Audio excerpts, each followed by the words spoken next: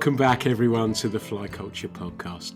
I'd like to start by saying a massive thank you to everybody who donated lots and bid in the auction that we ran to help raise funds for the Upper Teen Fishing Association. It's proved to be really successful, and looking ahead as well with this podcast or with the magazine, if there's anything that I can do to help promote what you're doing, just contact me and I'll do whatever I can in my power. If it's a shout out for new members, if you've got something in a fishing club, anything I can do to help, just let me know and I'll do that very, very happily. But on to the podcast. There was a time when the internet was new. We were trying to figure out how to use it and talk about fishing. Like many others, I ran a blog alongside my guiding business and really enjoyed it. Others took things further and discovered that you could put together online magazines.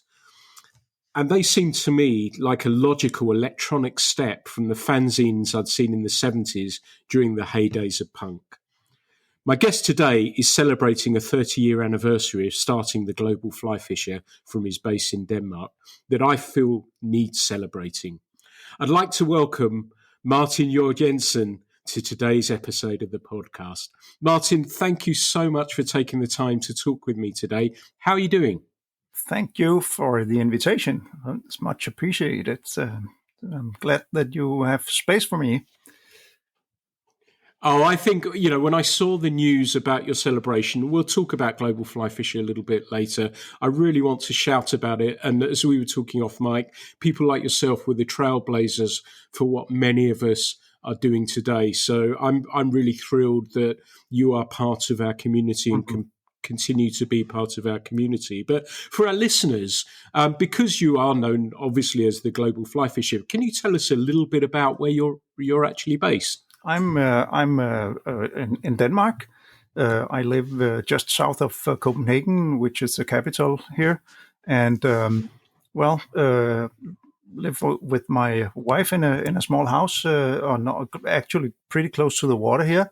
We have a very nice. It's not that good for fishing, but it's really nice for swimming. So we have a nice beach, and it's just 5 minutes away. So that's where I'm based. I've been living in Copenhagen all my life. I'm 64 now, so that's a lot of years, and been moving around a bit, but basically that's my base. Yeah. What does that mean then from a fishing perspective? If you say it's great from a swimming point of view, does that mean, because as listeners will know, I spend a bit of time in Denmark fishing over there and absolutely love it. Does that mean that you have fishing relatively close that's nice and easy to get to? There's the most common type of fishing here in Denmark is, as some people may know, but others might not, is fishing for sea-round brown trout, sea trout, we call them.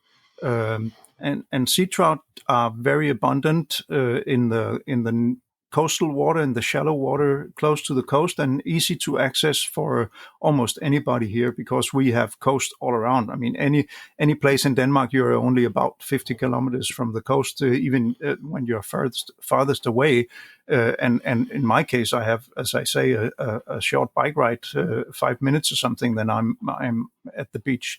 And the thing about sea trout is that they are most abundant where you have like rocky bottom and seaweed and structure, which is of course natural. What we have down here is a nice sandy, shallow beach, really great for swimming, and you won't get you won't get sore feet from wading or anything like that in bare feet.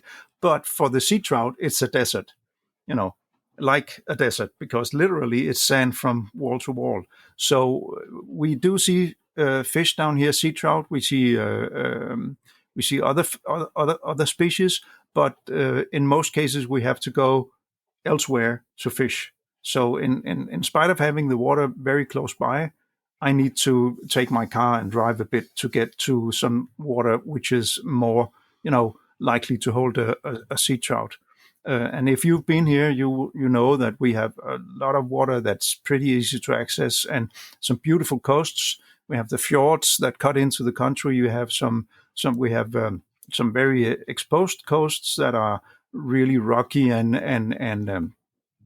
with deep water close to the shore. And we have some very shallow coasts where you can wade out like, several hundred meters and still just be thigh deep in water, which is perfect for sea trout fishing. So that's, the access to water does not necessarily mean that you have fishing nearby. It just means that you have the water close by. So, and we appreciate actually, I these days I actually swim more than I fish in the summer, especially. So for me, it's perfect.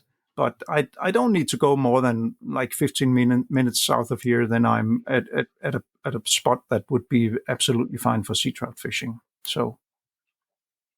And you hit a couple of really interesting points there about the sea and the fjords as well, because that's a wonderful mix, and wind can often be an issue. And when I was over in November as well, that the sea had really been churned up by the weather as well, so it wasn't fishable. But we had the fjords as an alternative, which I enjoy immensely, and I love Eastern Fjord to fish. It's a wonderful place, and we found a great cafe there to have something to eat and have a cup of coffee as well, because it was very, very cold. Do you have a favourite though? Do you prefer going out to the rugged coastline, or do you like the fjords?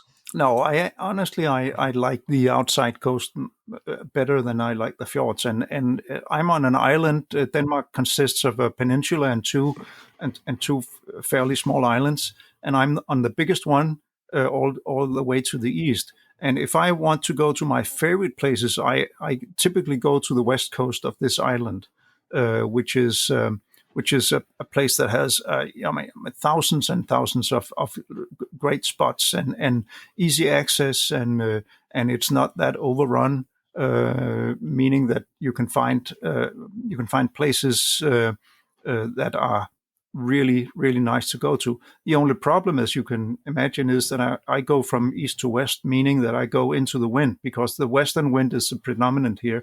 So as soon as the wind, as it is right now, actually today, it's really windy today, it will be totally bombed. Most of the places that I usually fish will be completely unfishable. Because they are exposed to the western wind, which is like, probably 80% of the time the wind will be from the west here in Denmark. So that's a problem. Then you can go to the fjords, or you can find places that are sheltered, because as you have experienced, the wind has a big impact on the fishing, because of course when you have waves and the water churns, you get muddy water, you get the dirt in the water, it will simply be difficult to fish. It's not like the fish aren't there. They are still there. Maybe even more than they used to be, because a lot of food will be in the water, but it's unfishable in all ways. You can't cast into the wind. There will be seaweed on your fly all the time, and it's just troublesome.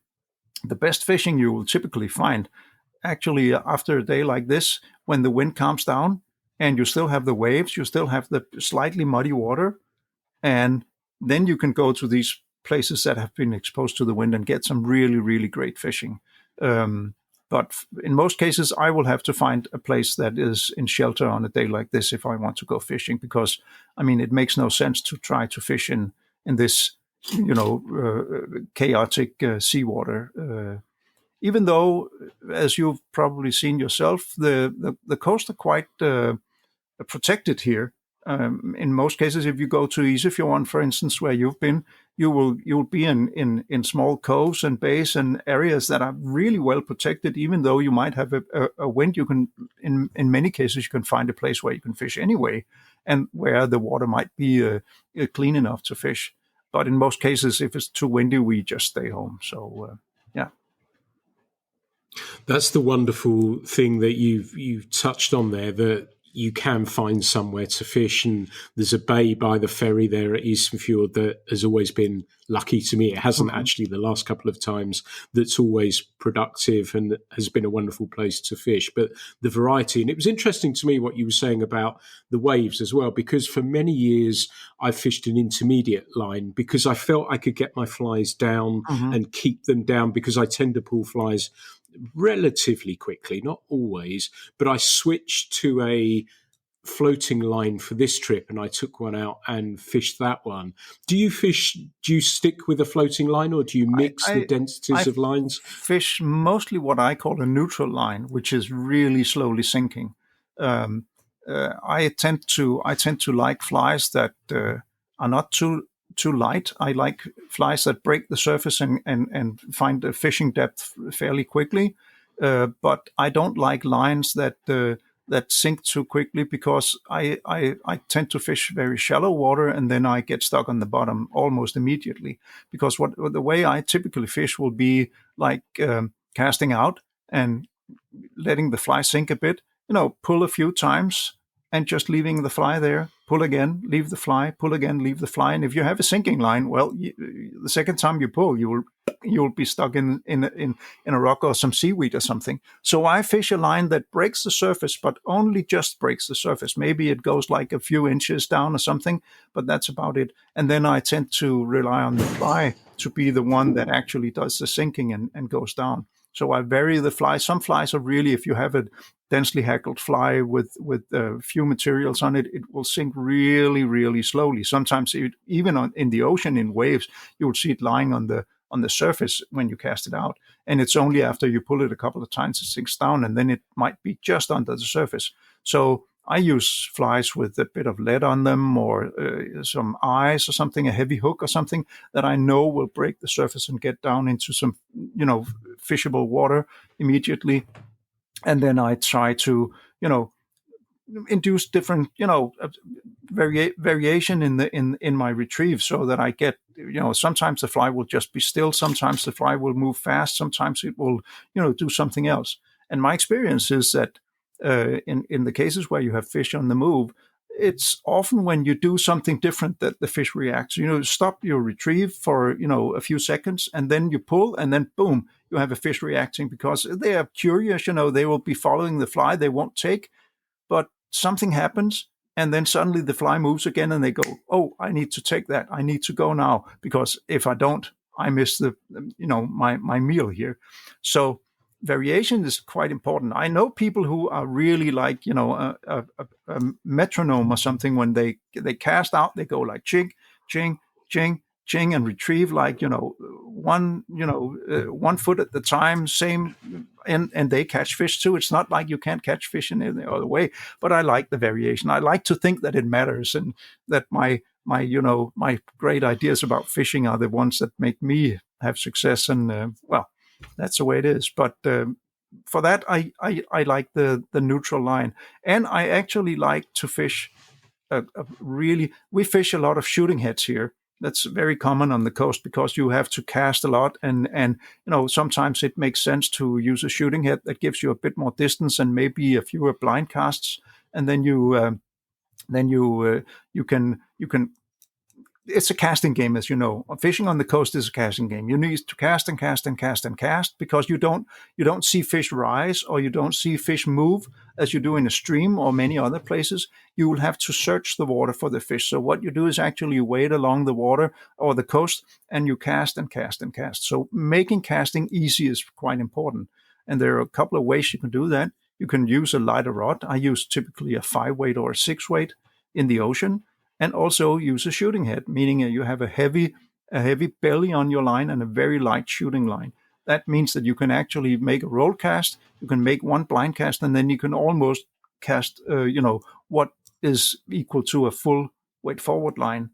The advantage is the easy casting. The disadvantage is the presentation, because a shooting head is kind of it's a heavy lump at the end of a thin line, so it tends to splash quite a bit. In the waves, or if you have some riffles on the water, it doesn't matter much. But if you have still water, quiet water, really smooth water, well, it does a lot of splashing, and I'm almost sure that it scares the fish. So in that case, I really like to fish an old-fashioned weight-forward line, which enables me to do a really nice presentation. My casts might require a bit more work, and I don't get that reach that I do with the shooting head, but I get a fly that lands absolutely perfectly at the end of the leader, and just makes a nice little splash where I hope the fish is. And well, it might be again me that overthinking things, but I like to think that that works for me. And also I just like casting. Casting is really nice. Just enjoying myself doing a nice presentation is a really satisfaction. So, yeah. That's great. And there's some wonderful advice and tips in there. And I know we have people who listen to the podcast in your country. And there are people like Tim James, who writes for us as well, who's out looking for sea trout here a little bit more as well. So it is a growing community that's starting to spread over to here a little bit more, which I'm thrilled to hear about. And some of those tips, I'm sure, will be transferable as well. The thing that still blows my mind about it is that when you're fishing in the sea, there's a vast expanse of water in front of you. And I still never, ever tire of the fact when that line comes to life and you've got a fish on, because it just looks as though everything is stacked against you, yet somehow there seems to be a fish there. That's the thing for me that I think I love about it so much. Yeah, but the ocean is really endless, in many cases. But there's a huge difference going to like the southern coast of the UK and looking out over the North Sea or something, or the Channel, and then going to, I mean, first of all, you have tide, you have very rocky or cliffs or something, coasts, and it's not that accessible as you've seen here. It's more like going to the shore of a lake or something. In many cases, the structures are really much easier to grasp. To get an idea of where to fish. You can see patches of seaweed, you can see rocks, you can see sandy spots. So you can kind of in your mind, you can imagine, oh, if I were a fish, I might swim along that sandbar and go into that bit of a deep pocket, and then maybe stay behind that rock. So even though the ocean is big and you can see like kilometers and kilometers in front of you, what you focus on is actually what you have, like, just maybe 80 or 100 feet in front of you, and that's what you look at, and you kind of as I say, you get into that mindset of focusing on small details in that big ocean. And that's the way you can kind of get get that idea out of your head that the ocean is just way too big to fish. You have your tiny, tiny, tiny small fly. It's like a centimeter long or something, and you're casting it into this expanse. And how is a fish ever going to see that? But you have to kind of imagine that this fish is actually just in the spot in front of you, and you know that if it sees a fly, it will go for it, because that's a good thing about sea trout. In most cases, at least, when sea trout are around, they are hungry, and they will go for a fly. They are not easy to spook. They are typically maybe in a small school, 5, 8, 10 fish or something, and they will kind of fight for your fly, which is really nice when they're there. So the big problem is not as much to get them to bite. The big problem is, as you probably experienced yourself, to find the fish. Where are the fish? Because when it comes to that, the ocean is really big. I mean, huge. Like, the fish can be anywhere. You might be in this spot, and 200 meters that way or 500 meters that way, there might be 50 sea trout, eating like frenzy. But you're in the wrong place, which is really a frustrating thought. Which is also why you will see a lot of Danes be very active in their fishing. So when they fish on the coast, they will go into the water, but they will not stay in that spot. They will typically, a cast, a step, a cast, a step, a cast, a step, and they will move. They might even go to the shore, go along the beach for a few hundred meters, go back in, find a small point or some rocks in the water, some seaweed patches or something, and constantly be on the move, because you have to find the fish. The fish will not come to you. It's not like a stream, as I said, where there are lies and holes and places where the fish are typically staying, and you can come back the next day, there will be a new fish there. In this case, you have to find the fish, which means you typically move quite a lot and you walk quite a lot, unless certain places that are, that usually holds fish, which is of course also the case. As you get to know the different coasts, you will know that this spot is better than that spot, and this particular small cove or bay is better than that one, and this point is really good, and you have to fish on the right side or the left side, or depending on your experience. But for new anglers, the ocean is just a vast expanse of water. Coming here and just casting your fly, it's just like, what are you going to do? It's just like, so big, way too big. Yeah, love it. Love it. That's what keeps me coming back for more, I have to say. You touched on flies, and do I take it that you're an avid fly tyer? I am, indeed. Yep. And what do you like to tie best? Will it be sea trout flies, or is it a mix of things that you really enjoy? All kinds of flies. I, of course, tie quite a lot of sea trout flies because that's what I use, and that's what I kind of tend to, I give flies away to people, and that's mostly people who fish on the coast.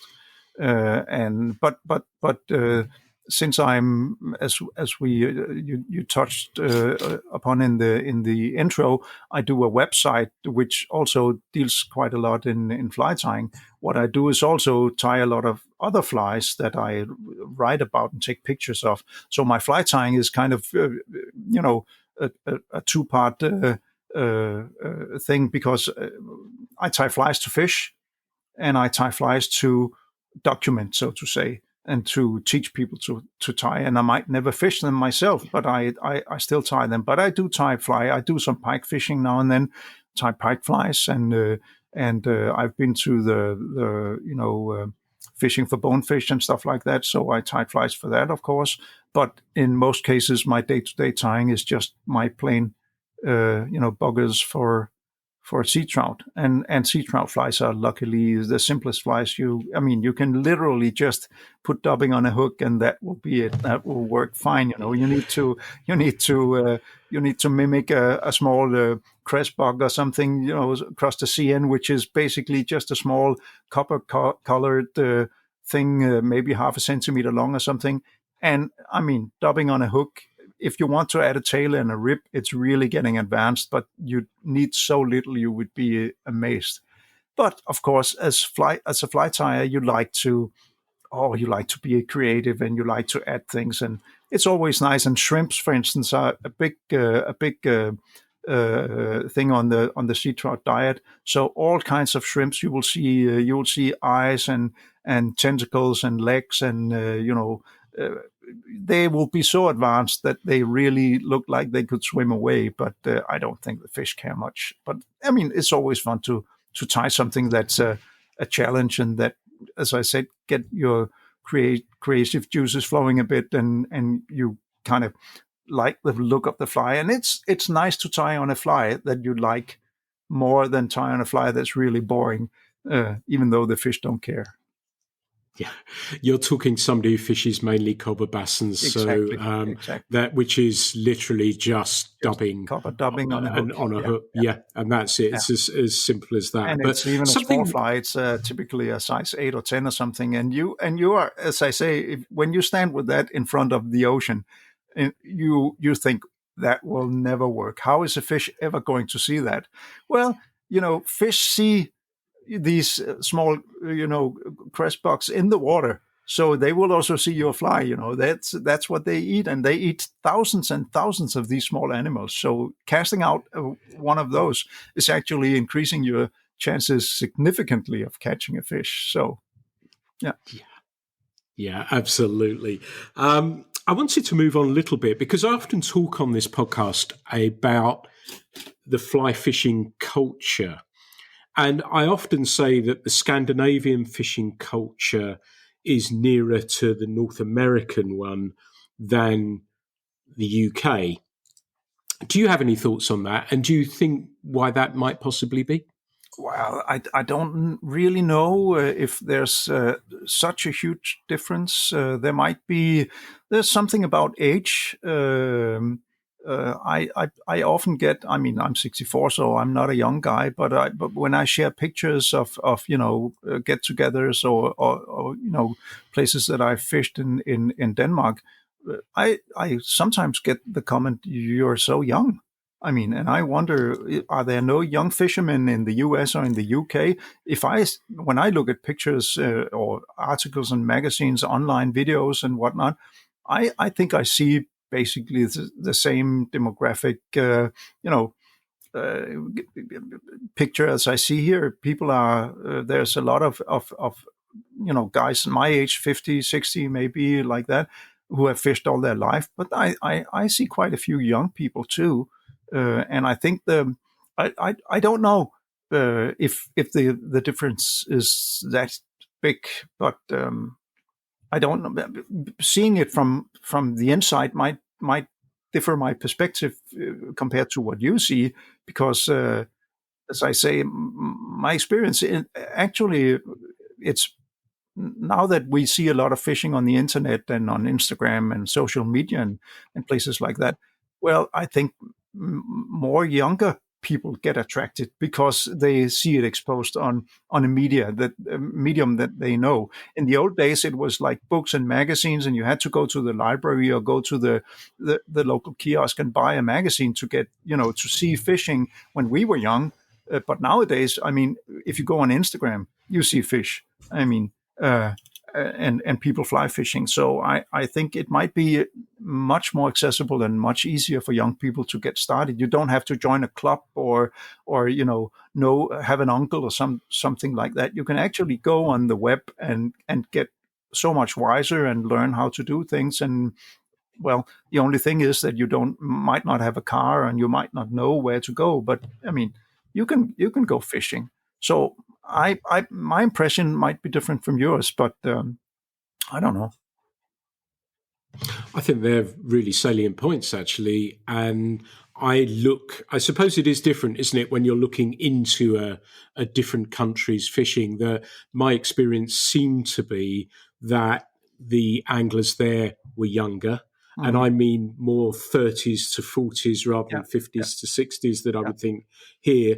I think often that it is to do with the public water, which makes it more accessible. It makes it more affordable from that point of view. Mm-hmm. So it's easier to bring people in. That having been said, that I've had, and I'm trying really hard to bring young people onto the podcast as well and to understand where they're coming from a fishing point of view.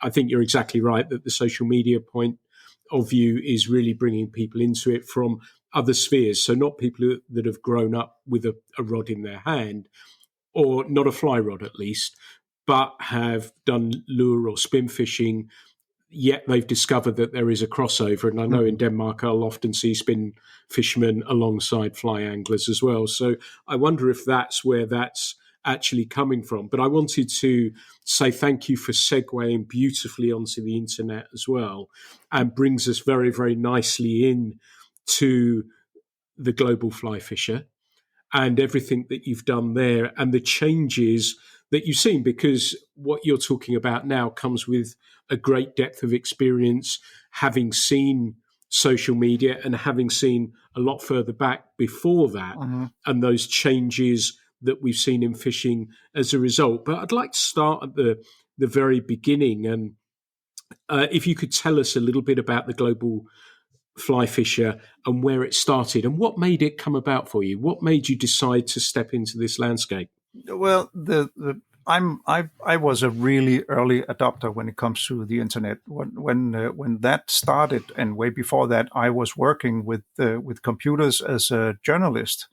So what I did was actually write articles for computer magazines when they were the big thing.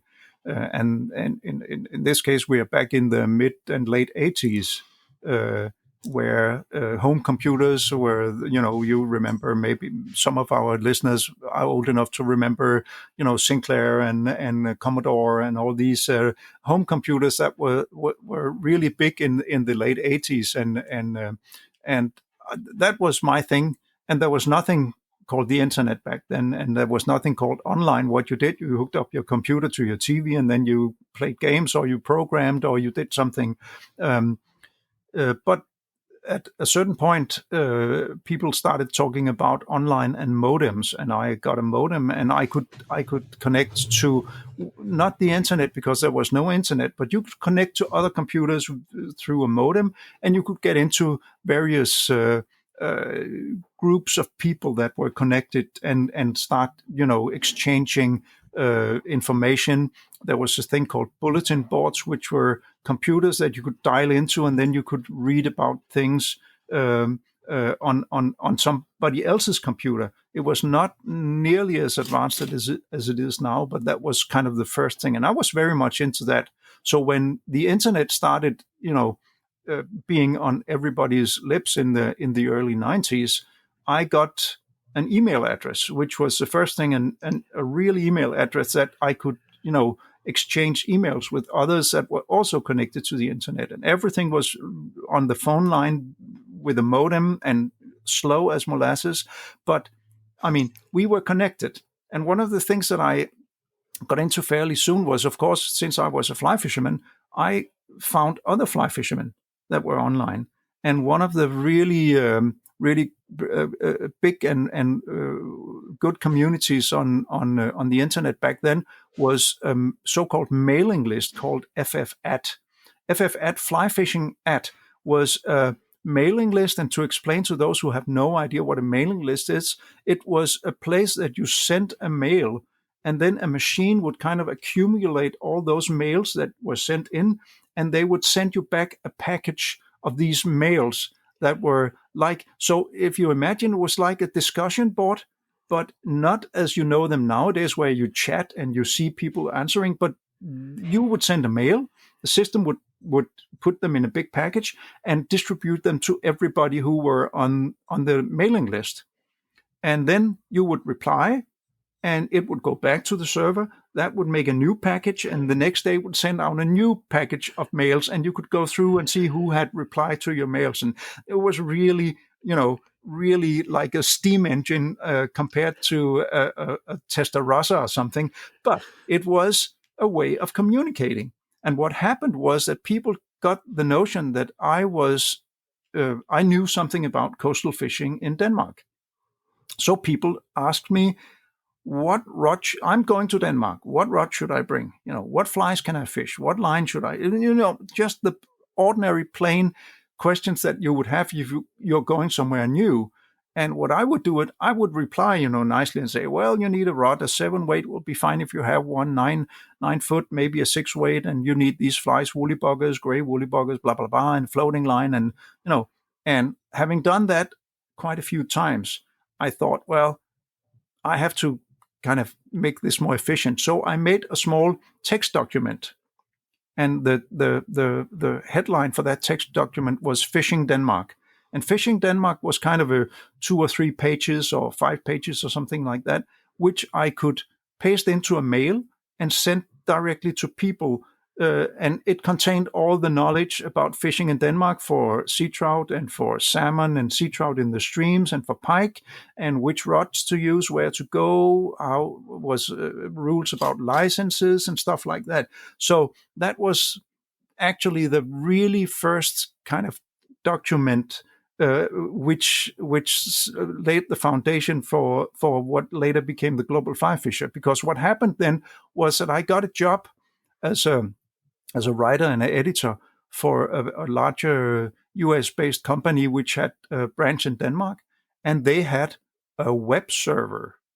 And a web server was something very new and very, very fancy, which meant that you could put stuff on that server, and then instead of having to mail people the document, they could actually just click on a link in the mail, and that would be sent to them in their browser, which was like, whoa, all fancy and new and smart. So what I did was I took the document and converted it into a web page, which back then was just like a document online. Instead of having a Word document or a text document, you had an HTML document, which was all the big new thing. And that HTML document was called Fishing Denmark, and it was on my I got a personal address on this mail or web server, and people went in there on my /MJ Martin Joergensen, and they got my Fishing Denmark document, which was like really all the rage. That was really a revolution compared to having to see these mails go back and forth slowly. And it also meant that I could update the document, and immediately everybody would have access to the new document instead of having the old mail around. Licenses might have increased a bit in price, and you need to go somewhere else to get them. You could go to the post office now. You could get them on gas stations. I would add that to the document or the documents online, and people could immediately get the new information, which was really nice. So that slowly, grew and was more and more the way that I communicated my information to people. And at one point, it became so big that it didn't make sense to have it on in a corner of my the web server in my workplace. So I looked around for somewhere else to put it. And a guy in the U.S., Gert Jensen, actually a Danish name, but he was an American. He had a web server, and he said, "Well, you can use some of my space." And I moved the whole thing there, and slowly it just grew, and it became more and more detailed, talking about how to find a good spot on the coast, or what to do about wind, which flyers to use, which gear to use, some patterns, and some different things. And I got in contact with other people who were doing the same thing as I was, as single persons who were just publishing their stuff on this new internet, And as I say, we're in the beginning of the 90s here, 93, 94, 95. So it was very new, and everybody were, trying to find server space, which was not easy. There wasn't any web hotels. You could just kind of rent server space, and you asked for favors and you helped each other. And I got in contact with a couple of Americans who also had their own personal websites, and we found out that we actually had the same problems. The problem was keeping things updated, finding space to host it online, and getting new content, from others. So we decided, why don't we, pool our sites and find somewhere to put everything and kind of expand it from there. And that was actually the birth of the Global Flyfisher. And Steve, who was one of the guys, Steve Schweitzer from Colorado in the U.S., he was in Chicago back then, but now lives in Colorado. He came up with the name, and we registered the domain, which was like, whoa, a big thing. And we found a place to put it, and we started putting our things together, still as single documents, but slowly evolving into what is a modern website, which is a lot more. I won't go into the technical details, but instead of having single documents, you have a system that you enter, like, from Facebook or anything. You put your things into forms online, and then the system makes sure that it gets published, and the pictures get integrated, and all things like that. So that was it was a short version, even though it was long, of an even longer story about the birth of the Global Flyfisher. But, as you could imagine, that was one of the very few fly fishing websites online back then in 94, 95, and going on into the late 90s. And it grew immediately to a fairly big size because 3 sites were pooled, and also it started attracting people who wanted to put things online. So we got in contact with a lot of contributors who wanted to have their things online. So we took in all kinds of articles and patterns and pictures and all kinds of things. And slowly it grew. And it was actually a really, compared to many other sites, it was huge and with a lot of traffic. So, I mean, through my work, I did some teaching for journalists who wanted to work online, and there were quite a lot of the small and medium-sized Danish papers who were pretty envious about the traffic numbers that we had on the Global Flyfisher, because we had tens of thousands of visitors every day, while they were struggling to get a few hundred or something. So yeah. So as I said, it really grew. And up through the 90s and the 2000s, it was just a huge site with hundreds and thousands of visitors every month. So, yeah. That's really, really impressive. And so did that mean that from a content point of view that, and as an editor myself, that obviously content is king and finding content to put out, how were you formatting that? Were you getting articles, pictures, etc., being sent to you, Mhm. and then would you have an upload day, or would it be something that you had so much that you could put something out daily? I would typically get in contact with people. Either I would ask because I saw something interesting and say, "Would you like to, could we make an article about that?" Or somebody would contact me or us and say, "I have this pattern that I really love, and I have some pictures. Would you like to publish it?" And we would say, "Yes, sure." And then they would typically send a text document and some pictures. Or we would say, you need to write so and so, and maybe take a few pictures if you can take some by the water, even if you can get a fish with a fly in the mouth or whatever. And then we would get in, like you would in for a magazine, get a manuscript and some pictures, and that would go into the system. And we would do that. We would enter the things into the system and make the layout and stuff like that. And at times we would have enough material to be able to update the site maybe twice a week or something. Even on some days, maybe there would be both a fly and a blog entry or something, and other times there might be a month where nothing happened. But since we didn't owe anybody anything or promise anybody anything, that was the way it was. So it just kind of slowly grew in an organic way, and we uh, we just let it happen as it happened. Whenever new stuff came in, we were happy, and when nothing happened, well, we might fish around a bit and see if we could get new material in. So, and there's, as I said, periods where there has been plenty new stuff, and long periods when nothing has happened. So that's the way it is. Yeah. And did you have an article or a piece over all this time? It's very unfair of me to probably ask you this, but do you have a piece that you're most proud to have published? Is there a piece that's really stuck with you and you thought, wow, Well, that was yeah, a scoop? usually I joke about it a bit because the most popular articles on the website are actually the easiest ones to make. It's like beginners articles on really simple subjects. Like the single most popular article is how to put fly line on a fly reel. I made, it was made, it probably took me 1 hour or 1.5 hours. I was putting fly line on a fly reel. I thought, well, I might as well take some pictures. I shot some pictures just on the desk in front of me, and I put together an article, saying, well, you can use these knots and you do this and make sure the handle is in the right side, and you do like this, and if you put it on a blah blah blah, and it's extremely popular. You know, like it always tops the charts, so to say, and is really useful, which is great. But it was really an easy thing to do. And it's not like I'm not proud of it, but I mean, it's not a big deal.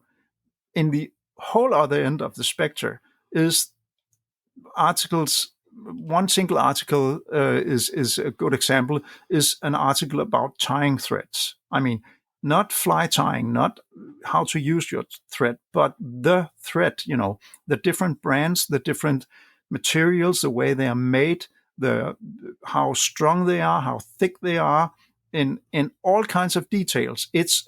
And it lists, I think it lists 100 or 120 different tying threads with all details on thickness and structure and roughness and whatever. And it took, if not months, then at least weeks to do, with a micrometer to measure and getting all the threads in and writing it and setting it up, and a lot of technical things behind it to maintain it. And it's also quite popular, which is, I'm glad, because there a lot of work went into that, and I'm trying to keep it updated, because of course on tying threads on markets, it all kinds of new things happens all the time. But they are good examples of two opposite types of articles: the really shallow, easy beginners article, and then the really in-depth, uh, very exotic, very kind of almost scientific reference quality article, which is appreciated by a whole other group of people who like to be as nerdy as I am with things, because it's really, really nerdy, I can tell you. And it's really nothing that you would, present to anybody else than the really nerdy fly tire. But they appreciate it, and I love that. Nice. So what we'd seen was this explosion in the digital world. You're the leader in this world now. But of course, with that explosion, there are going to be people doing similar sort of things or looking at what you're doing. And did that cause you to look at things differently to your approach? Did you think, right, we've got to change things here? Or did it mean for you, we're just going to keep doing what we're doing because we're enjoying what we're doing and people, more importantly, the readers are enjoying what we're doing? Did you need to feel that you had to evolve or change or just keep the song remaining the same? No, honestly, no. I think that just chugging on doing what we have done for many years, providing quality content, good text, good pictures, uh, all kinds of subjects. The subject range is really wide. I mean, it's all also from picture galleries to nerdy articles on tools and materials to plain fly patterns to videos. All this just keeping on filling up the site with things that I and we would like to read. I think actually makes for the best strategy, because we cannot compete with Instagram or Facebook or TikTok or anything like that. I don't want to go there because I don't think the audience, the audience for the Global Flyfisher is probably more like you and me than it is like our children. I don't know if you have children, but I have my children in 30s and they are on very different media than I am and have a very different way of going on the internet than I do. And if you go even further down to like teenagers and people in their 20s, it's like shoo, shoo, shoo. It's a very different pace and a very different way of doing things. I might hit them with some of the stuff that I do if they get into fly fishing, but in most cases they will be on Instagram and TikTok and places like that for their information.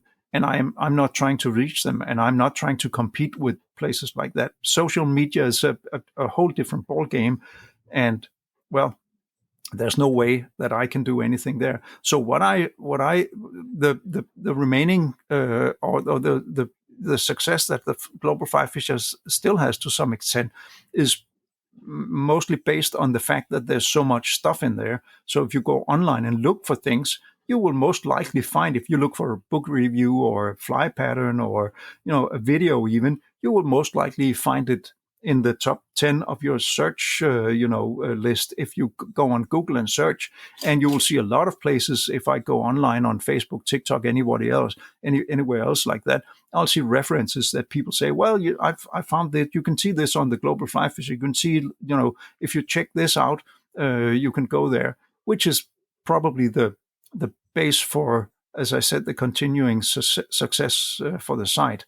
And I don't think why change a good thing. It seems to work, so I keep on doing the same thing. I keep on making sure the quality is good, the pictures are good, the tone of voice is nice, and there's a consistency, and that you can find things, and it presents itself in a nice way, and I think that works. So as far as I'm concerned, I think I'm just going to continue that and just keeping on the way things are, because it seems to work.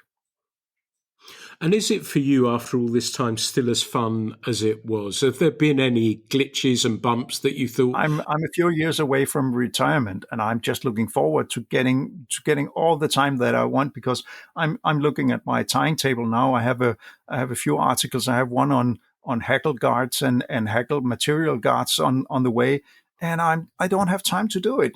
I have a few I have one on dubbing techniques for fly tying, which I want to do some pictures and illustrations for. I don't have time to do it. I work. I mean, I have to work. So, and I'm really into this. I actually just pulled out a list of ideas for articles, and it's just as long as, I could keep on going forever, and especially I'm getting much more into fly tying and tying techniques now, which is a subject that I really like to cover. Also because it's really easy for me just to go to my tying table, take some pictures, do some things, and I mean the subjects are endless almost. For beginners, for advanced people, for fly patterns, tying techniques, tying materials, stuff like that. And then I get articles from others about maybe a guy fishing for bass in Portugal, or Tom in the Netherlands who makes leather cases for his fly reels, or something else that kind of can spice it up with something different. So I'll keep on going, I think, and I think it's a lot of fun, and it gives me a lot of positive feedback and a lot of street cred, so to say. When I meet people will say, you're the guy, that's you. I've read your stuff, I know your site, it's a great site, which is like, okay, great, I can keep on going. So do you think that actually reflects your passion and love for fly fishing, the vigor with which you go at the Global Flyfisher? It's just a reflection of how much you love fly fishing and a way to express it. Yeah, it does. I mean, it's a way of combining I have three things in my life. My work life, it was journalism, so conveying things to people. It was fly fishing and fly tying, and it was what I do now is web development, meaning I do websites as a professional. So I help people make websites. So the Global Flyfisher is my playground, so to say. I can experiment with all kinds of things. So it combined three things that I really like, which is just perfect, So if I can help people, I love, as I say, conveying knowledge, and I love fly fishing, and I love the technical side of it too. So I mean, it's a perfect storm, isn't it? Nice. And long may that continue as well.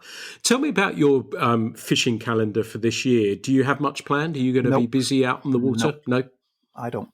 I have a week coming up in May, actually, where I'm going to go fishing together with a bunch of friends. We've been fishing for, but not as long as the site exists, but last almost 20 years or something. We've got together a couple of times a year, rent a house somewhere in Denmark, and fish together for a week.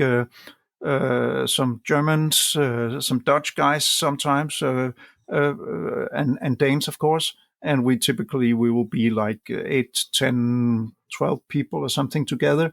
So we fish together. We stay in the same house and have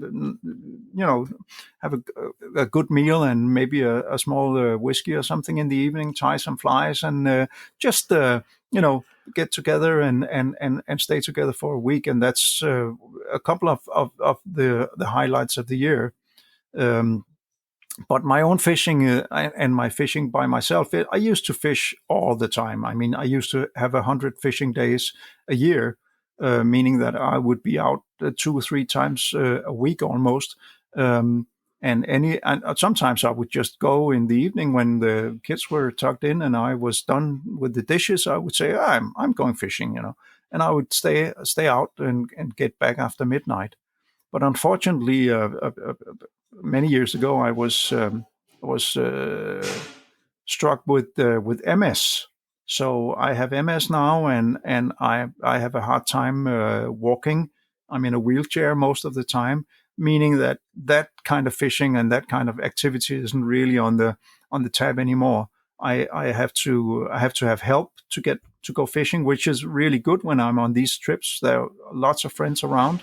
My wife is really nice. She usually joins us and helps quite a lot. But I cannot fish waiting anymore. I cannot walk stable enough. I can stand, but I cannot walk. So that means that I need to fish from a raft, typically a small pontoon boat, which also requires some work to get in the water. So my fishing frequency has gone down quite a bit. So I don't plan on going. As I said, today is quite windy, so tomorrow it's a weekend. It will be perfect, probably when the wind comes down and everything. I know that would be a perfect time to go fishing, but I won't be able to, unfortunately. And that's I've come to terms. I've been ill for 15 years now, and I've come to terms with that's the way it is, unfortunately. So my fishing is really done this way, talking to people, being online, meeting friends, having tying sessions in the house, going on vacations with people who fish, and then I get to fish a bit, but not nearly as much as I used to. So in many ways, as I said,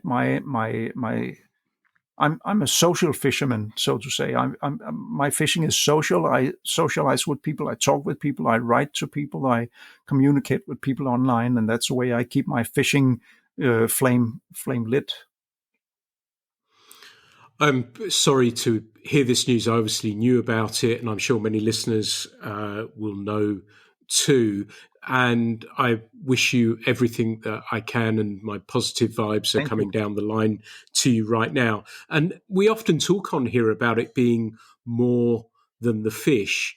And with what you're having to contend with on a daily basis, and when you have these trips away with your friends, that must enhance that even more so for you, mustn't it? That it is more about friendship than the fish. Absolutely, absolutely. It's. I mean, it actually. I think even when I was most active fishing, uh, fish was actually secondary in many ways to just going to out into nature.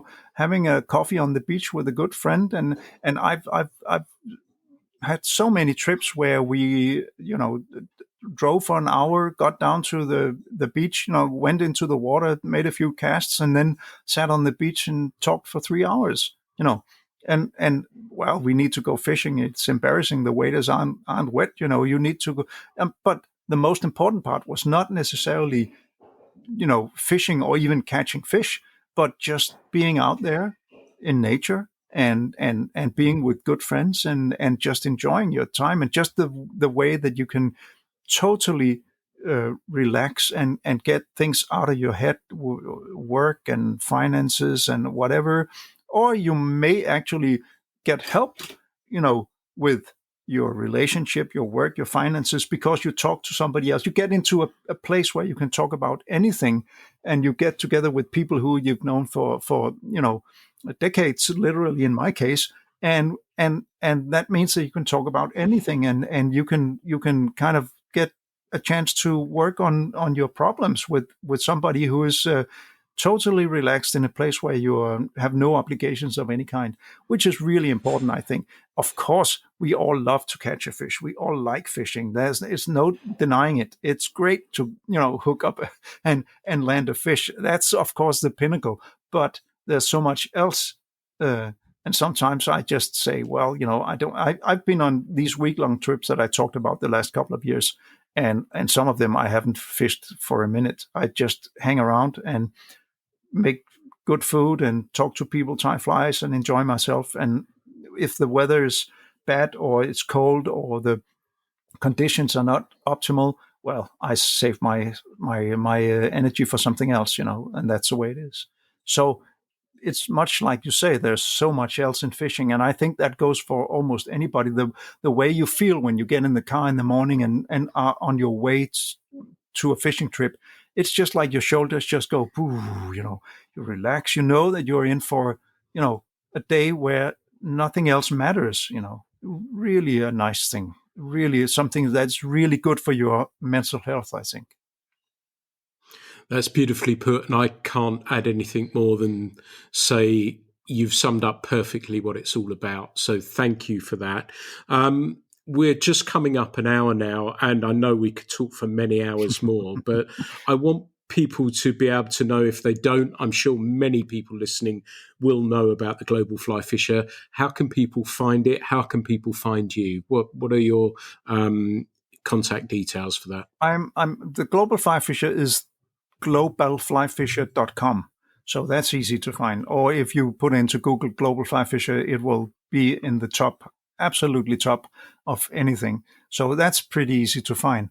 You can find me on Facebook and Instagram, and same thing. Look for Global Flyfisher or even Martin Joergensen Fly Fishing. I think you will find me. I'm at Global Flyfisher on Instagram, and I think I'm Martin Global Flyfisher Joergensen on Facebook or something.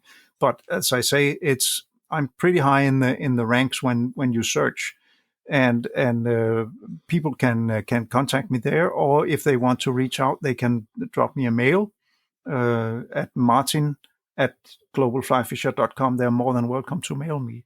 And as I usually say, I take every opportunity to get people to contribute to the site. If you listen to this and feel that you would like to publish a few pictures from a fishing trip, a good fishing report, a pattern, a tip to something that you've done, please reach out. I love publishing all kinds of strange things. And people ask me, is that too weird or too exotic? No, no, no, no, no. If you would like to write it, and I'm sure people would love to read it. And I pride myself in the range and the width of the content on the site. It's not like sea trout only or brown trout only or stream fishing only. It's all kinds of fishing. Blue water combined with bonefish, combined with stream fishing, combined with one weight rod, combined with tying nerd articles. So come forward, contact me, and we can probably work out something. I would love to publish your stuff. Thank you, Martin, very much indeed. And please search it out if you haven't seen it already. As I've said, this is a special podcast for me because what Martin has done has paved the way for many people doing what they're doing today. And I'm sure many of you do know about this, but if you don't, he's really, really significant in fly fishing for what he's done. I'm sure he'd be far too modest to say that, but he's impacted me and many other people down the line. So I think you'll join me in shouting out a happy birthday for 30 years for the Global Flyfisher and everything you've done for our community. Please go and look at the website. Please go and follow him if you can. This is really, really important what Martin has done. He's led the way for many of us. So I want to shout about that. I want to thank you, Martin, for taking the time to talk with me today. I've thoroughly enjoyed having you along on the Fly Culture podcast today. That's a mutual experience. It's been a lot of fun, and you've put a big smile on my face. Thank you very much. I'm glad to get the exposure. Certainly, I'm modest, but not that modest. So. Yeah, no, you deserve it, and I will keep shouting about it. So thank you for being a guest today, and thank you, everyone, for listening to this episode of the Fly Culture podcast. I hope you've enjoyed this one. And as we've been talking about, if you've got a friend out there that you've not spoken to in a while, give them a call, see how they're doing, see how they're fishing, see if they are fishing. And let's not forget, it's not about the biggest, it's not about the most, it's about your friends and enjoying those times. Even if you're not fishing with them, giving them a call and perhaps checking in to make sure they're okay. So thank you, everyone, for listening to this edition of the Fly Culture podcast. As ever, there'll be plenty more coming very, very soon. Thanks so much for listening.